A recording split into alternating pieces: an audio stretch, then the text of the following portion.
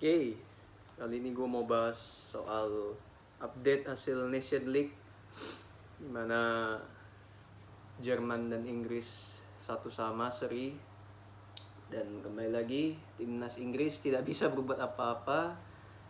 Akurasi passing aja amburadul, create chance juga nggak ada yang benar-benar matang, dan ya begitu-gitu aja di bawah Southgate. Cuman bisa tangtung gak jelas, cuman ngandelin speed doang dari pemain-pemain mudanya. Gak ada sistem bermain yang jelas, selain juga bola-bola long ball ngandelin kick and rush-nya, dan cuma Harry Kane di depan. Ya gak akan kemana-mana timnas Inggris kalau seperti ini terus di bawah Southgate.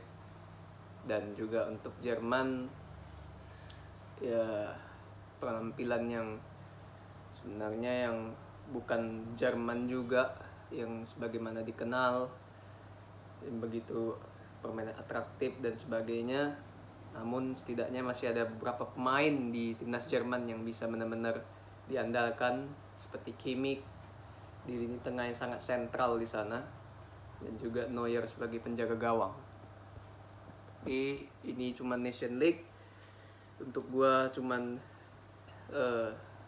ajang yang dibuat-buat, jadi ya buat jam terbang pemain muda lumayan lah ya, ketimbang kosong kan. Dan di lain sisi Italia menang melawan Hungaria 2-1 dengan pemain-pemain yang antah berantah juga, yang jarang didengar beberapa.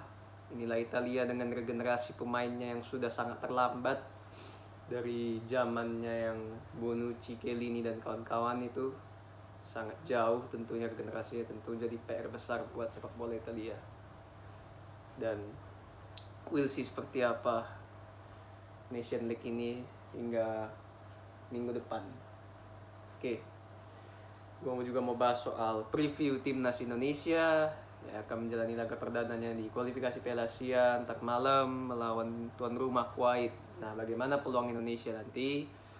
Tentunya melawan tuan rumah tidaklah segampang itu, karena mereka akan mendapatkan supporter, dan tidak tahu juga Kuwait, negara Timur Tengah yang bukan kaleng-kaleng sepak bolanya. Sementara Indonesia di bawah Sintayong mengalami penurunan dari grafik permainan sejak AFF di SEA Games.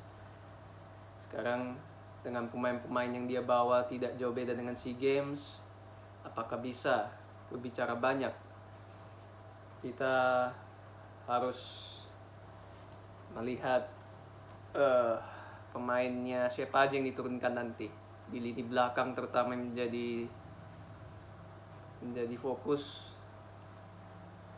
Kalau gue bilang yang turun either itu Farudin atau Elkan, salah satu berduet dengan Rizky Ridho. Jangan Elkan dan Farudin diduetkan karena terlalu beresiko di belakang jika kena adu sprint oleh pemain Kuwait. Terus di kiri ada Arhan, dan kanan ada Asnawi seperti biasa, penjaga gawang Nadeo tentunya.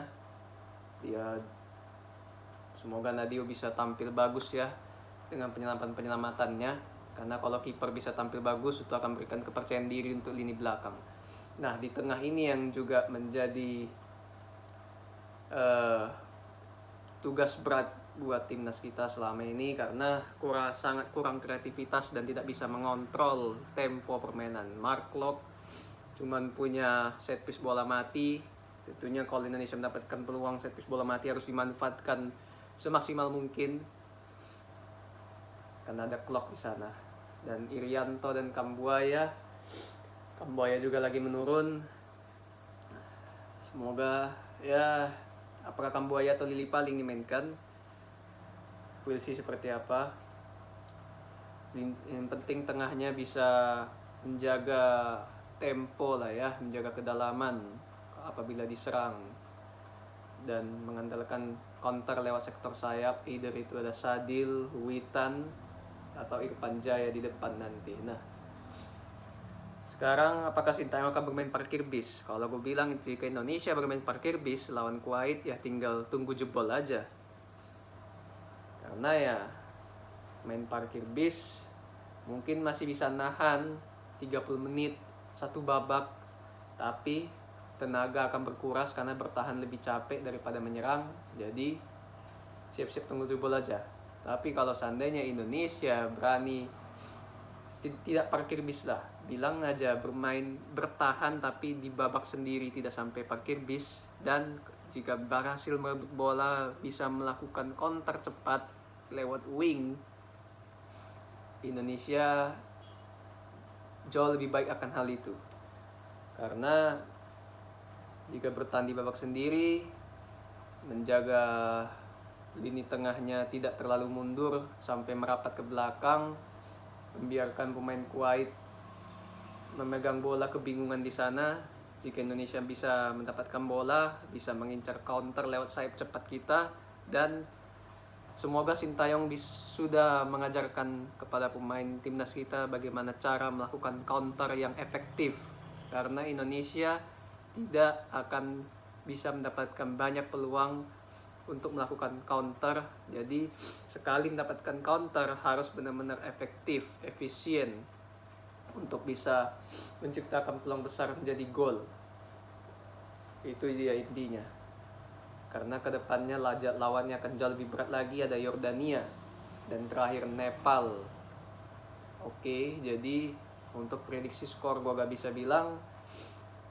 Tapi jika Indonesia bermain bertahan, parkir bis, maka Indonesia bakal kalah. Tapi kalau setidaknya Indonesia bisa tidak parkir bis, bisa berani pegang bola, setidaknya walaupun tidak begitu dominan, tapi setidaknya bertahan di setengah babak sendiri doang, dan incer counter efisien, finishingnya bagus, terutama Irfan Jaya, jangan sampai egois, karena peluang itu tidak boleh disia-siakan di depan. Kalau egois maka menjadi suatu kerugian untuk tim kita sendiri. Tentu semoga ya Indonesia bisa setidaknya meraih 1 poin, bahkan kalau bisa menang, either itu lewat gol jatuh dari langit atau penalti atau set piece bola mati, kembali lagi clock dengan keunggulannya di sana akan jauh lebih baik lagi. We'll see seperti apa. Semoga Sintayong sudah mengajarkan timnas kita bagaimana bermain counter yang efisien, dan juga jangan melakukan blunder-blunder yang gak penting dalam perubahan strateginya. Oke, thanks for watching.